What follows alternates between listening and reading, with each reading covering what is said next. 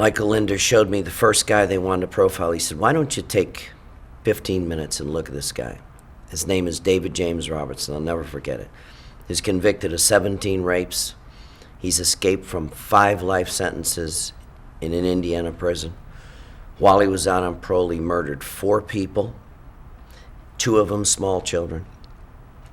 He's a serial rapist, murderer. He's on the FBI's 10 most wanted. They don't have a clue on how to catch him. Why don't you do this?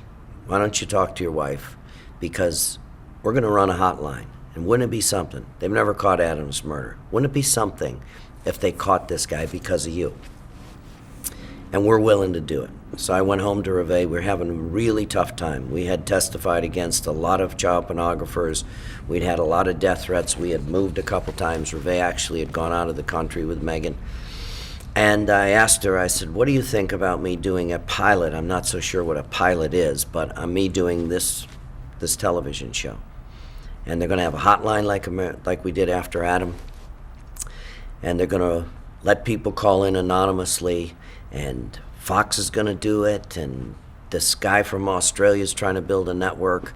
And it may make our lives really hard. It may make it more dangerous. But wouldn't it be something, Reve, if the first guy that they were going to profile, an FBI top 10 child murderer serial killer, is at large, wouldn't it be something if we caught him? You know, she didn't even hesitate. She said, yeah, things are tough. She says, but that's what we do, you know. We've been through worse. And she said, why don't you do it? Why don't you give it a shot? So I did. I went to Washington, and I was the most uncomfortable guy during the shooting of that pilot you can imagine.